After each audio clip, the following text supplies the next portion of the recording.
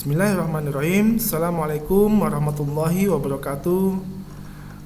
Selamat pagi anak-anak semua. Kita ketemu lagi pada pagi hari ini melalui pembelajaran pada bab 1, yaitu beriman kepada kitab-kitab Allah Subhanahu wa taala. Baik anak sekalian, bagaimana persiapannya belajar hari ini? Semua sudah siap ya? Dan juga kabarnya bagaimana? Semua sehat-sehat selalu ya? Jaga kesehatannya, jangan lupa mengikuti protokol kesehatan. Jangan melakukan kegiatan-kegiatan di luar rumah yang sekiranya kurang penting. Jangan berkerumun dan tetap makanan yang sehat ya. Baik, sebelum kita memulai pembelajaran, ada baiknya kita berdoa terlebih dahulu. Bapak akan pimpin doa dulu. Baik ya, kita berdoa mulai. Baik, selesai. Terima kasih anak sekalian. Hari ini sebagaimana Bapak jelaskan tadi, kita akan mempelajari tentang beriman kepada kitab-kitab Allah ya. Beriman kepada kitab-kitab Allah ini adalah salah satu rukun iman ya. Menjadi wajib bagi kita untuk mengimani daripada kitab-kitab yang sudah Allah turunkan kepada para nabi dan rasulnya ya. Baik, kita akan membahas pada materi selanjutnya. Pada pembelajaran kali ini, adapun tujuan pembelajarannya, setelah kalian mempelajarinya, kalian diharapkan dapat pertama, meyakini adanya kitab-kitab suci Allah Subhanahu wa taala. Yang kedua, peduli kepada orang lain dengan saling menasihati sebagai cerminan beriman kepada kitab-kitab Allah Subhanahu wa taala. Mengimplementasikan perilaku iman kepada kitab-kitab Allah dalam kehidupan sehari-hari. Yang keempat, menjelaskan makna iman kepada kitab-kitab Allah Subhanahu wa taala. Yang kelima, menjelaskan kandungan dalil naqli tentang iman kepada kitab-kitab Allah Subhanahu wa taala. Yang keenam, mengidentifikasi ciri-ciri orang beriman kepada kitab-kitab Allah Subhanahu wa taala. Yang ketujuh, menunjukkan perilaku yang mencerminkan iman kepada kitab-kitab Allah Subhanahu wa taala. Yang kedelapan, mengidentifikasi hikmah dan manfaat beriman kepada kitab-kitab suci Allah Subhanahu wa taala. Yang kesembilan, menyajikan paparan tentang makna, tanda-tanda, hikmah dan manfaat beriman kepada kitab-kitab suci Allah Subhanahu wa taala. Yang kesepuluh, menyajikan paparan keterkaitan antara beriman kepada kitab-kitab suci Allah Subhanahu wa taala dengan perilaku peduli kepada orang lain dan saling menasihati. Baik, kita akan memasuki pada materi yang pertama. Dalam materi ini Bapak tampilkan yaitu peta konsep ya. Di sini dalam mengimani kitab-kitab Allah Subhanahu wa taala itu ada 4 ya. Yang pertama yaitu Taurat. Taurat ini diturunkan kepada Nabi Musa alaihissalam ya. Adapun kitab Taurat ini ya diturunkan di Mesir untuk Bani Israel dan berisi 8 larangan dan 2 perintah. Kemudian kitab Zabur yang diturunkan kepada Nabi Daud alaihissalam yang diturunkan di Darussalam ya. Yang kedua untuk Bani Israel. Yang ketiga berisi tentang pujian kepada Allah, zikir, doa, nasihat dan hikmah.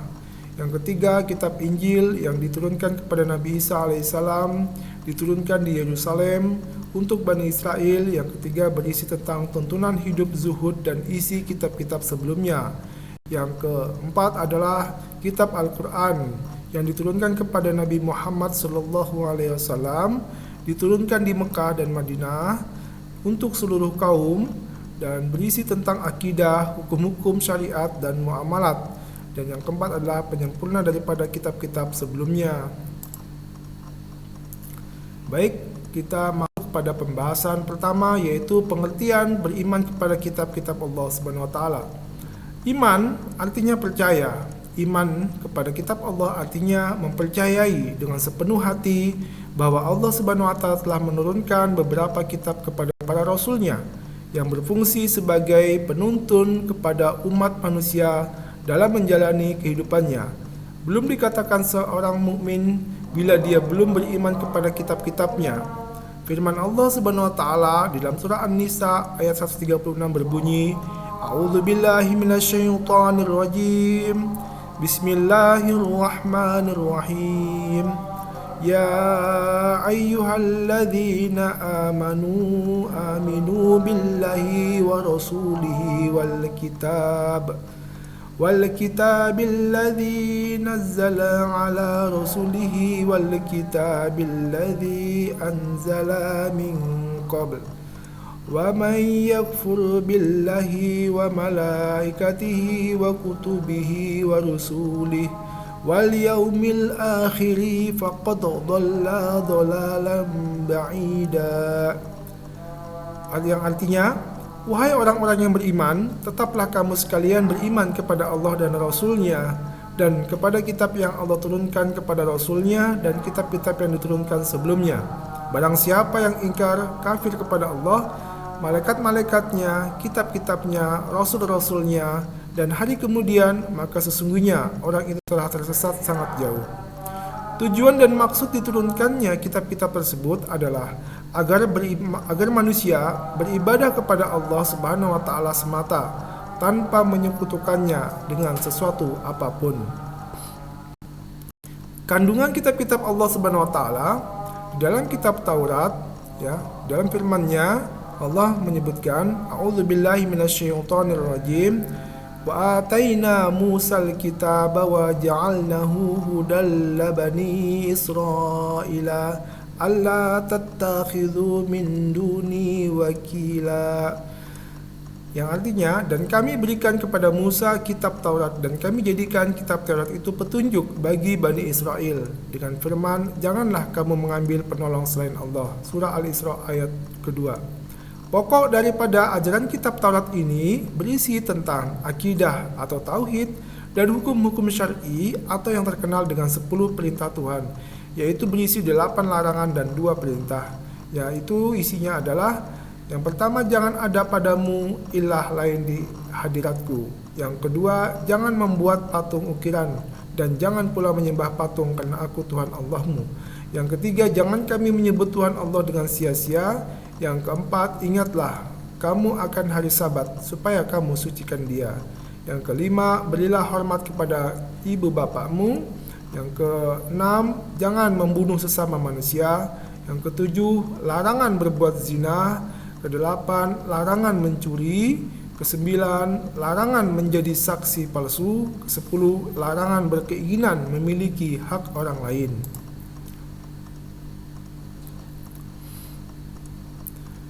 Kandungan daripada kitab-kitab Allah, yaitu yang kedua adalah kitab Zabur. Isi kandungan kitab Zabur berisi tentang kumpulan pujian-pujian kepada Allah atas segala nikmat-Nya. Selain itu berisi tentang zikir, doa, nasihat, dan hikmah. Kitab Zabur merupakan petunjuk untuk kaum Nabi Daud alaihissalam.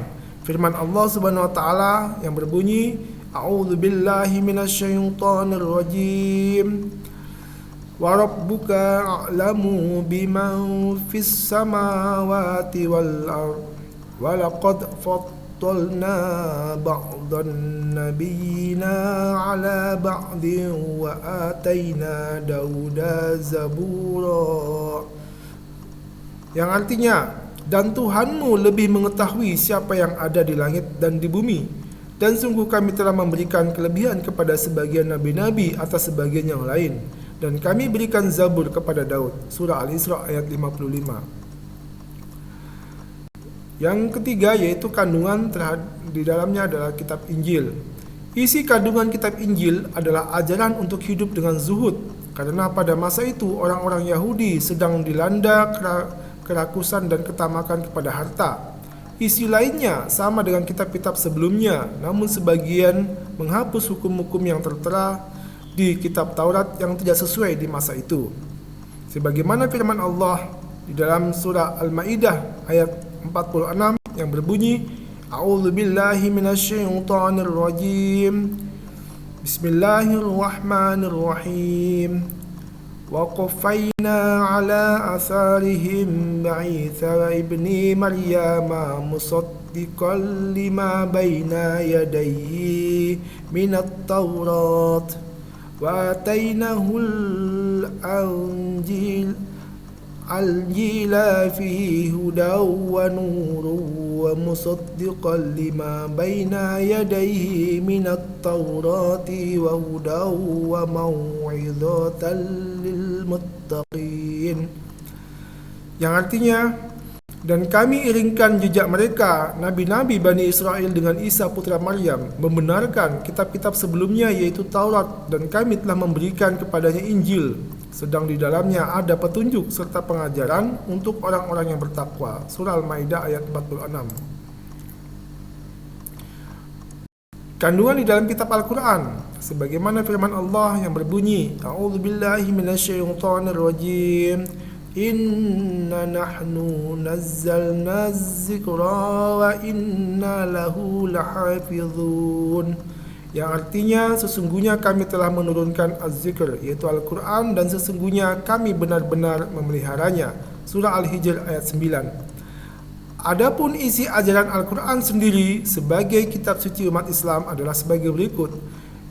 Kandungan yang pertama yaitu tauhid, yakni tentang keimanan kepada yang gaib, kitab Allah dan akhirat. Yang kedua, mengandung syariah, yaitu berisi hukum-hukum Allah. Yang ketiga, mengandung akhlak, yakni tentang pedoman berakhlak. Yang keempat, yaitu mengandung ibadah, yakni tentang ketentuan hubungan manusia dengan Allah. Yang kelima, mengandung muamalah, yakni tentang ketentuan hubungan dan kehidupan sosial. Yang keenam, yaitu mengandung sejarah, berisi tentang kisah-kisah para nabi dan rasul dan umat terdahulu. Yang ketujuh, mengandung wa'ad dan wa'id, artinya janji-janji Allah kepada orang yang beriman dan kepada orang yang kafir akan adanya balasan di hari kemudian. Kemudian adalah suhuf. Selain kitab Allah, wahyu Allah ada yang disebut dengan suhuf, artinya kumpulan wahyu Allah yang dalam bentuk lembaran-lembaran terpisah. Suhuf ini diberikan kepada Nabi dan Rasul Allah yang berisi hukum dasar sebagai pedoman untuk menyiarkan agama kepada umatnya. Suhuf diturunkan oleh Allah seperti kepada Nabi Ibrahim dan Nabi Musa alaihissalam. Hal ini dijelaskan Allah dalam Al-Quran surah Al-A'la sebagai berikut. A'udzubillahi minasyaitonirrajim. Bismillahirrahmanirrahim. Inna hadza lafis suhufil ula suhufi Ibrahim wa Musa. Yang artinya, sesungguhnya ini benar-benar terdapat dalam kitab-kitab yang baru, yaitu kitab Ibrahim dan Musa. Surah Al-A'la ayat 18-19. Di antara nabi-nabi yang menerima suhuf antara lain, yaitu Nabi Adam alaihissalam menerima 10 suhuf, Nabi Ibrahim alaihissalam menerima 30 suhuf, Nabi Syed alaihissalam menerima 50 suhuf, Nabi Musa alaihissalam menerima 10 suhuf sebelum diturunkannya kitab Taurat. Beriman kepada kitab Allah berarti suatu keyakinan dengan sepenuh hati bahwa Allah benar-benar telah menurunkan wahyunya kepada para rasul pilihan sebagai petunjuk dan pedoman bagi kehidupan manusia, agar manusia senantiasa bahagia dunia dan akhirat. Beberapa cara beriman kepada kitab-kitab suci Allah meliputi hal berikut. Yang pertama, beriman dan meyakini bahwa kitab-kitab suci tersebut diturunkan dari sisi Allah Subhanahu wa taala. Yang kedua, beriman dan mempercayai nama-nama kitab suci yang kita ketahui. Yang ketiga, meyakini kebenaran informasi yang terkandung di dalamnya dan mengamalkan kitab yang terakhir dan menghapus kitab-kitab sebelumnya. Bagi orang-orang yang beriman kepada kitab-kitab Allah akan mempunyai sikap sebagai berikut. Yang pertama, manusia akan mengakui keterbatasannya, sehingga dalam menjalani kehidupannya mereka tidak sombong. Yang kedua, orang yang mengimani kitab-kitab Allah dapat belajar dari orang-orang yang hidup pada masa lampau. Dengan hal tersebut, kita tidak mengulang kesalahan orang-orang terdahulu dan mampu mengikuti kebaikan-kebaikan mereka. Yang ketiga, orang-orang yang mengamalkan isi kitab terlihat dari sikap keseharian, yaitu bersikap jujur, amanah, bersyukur, bertanggung jawab, disiplin, dan sebagainya, sebagaimana diperintahkan Allah Subhanahu wa taala dalam kitab suci pada awal surah Al-Baqarah yang berbunyi, A'udzubillahi minasyaitonirrajim. Dzalikal kitabu la raiba fi hudal lil muttaqin. Yang artinya, kitab Al-Quran ini tidak ada keraguan padanya, petunjuk mereka yang bertakwa. Surah Al-Baqarah ayat 2. Di antara sikap yang menunjukkan kecintaan terhadap Al-Quran adalah sebagai berikut, yaitu pertama, kita memperbanyak membaca Al-Quran secara rutin. Yang kedua, kemudian kita bisa memahami isi Al-Quran dengan baik. Yang ketiga, mengamalkan dalam kehidupan sehari-hari dalam perintah Allah Subhanahu wa taala dan menjauhi daripada larangan-larangan Allah Subhanahu wa taala. Demikian penjelasan dari Bapak berkaitan dengan beriman kepada kitab-kitab Allah Subhanahu wa taala. Sekian dan terima kasih. Selalu jaga kesehatan. Wassalamualaikum warahmatullahi wabarakatuh.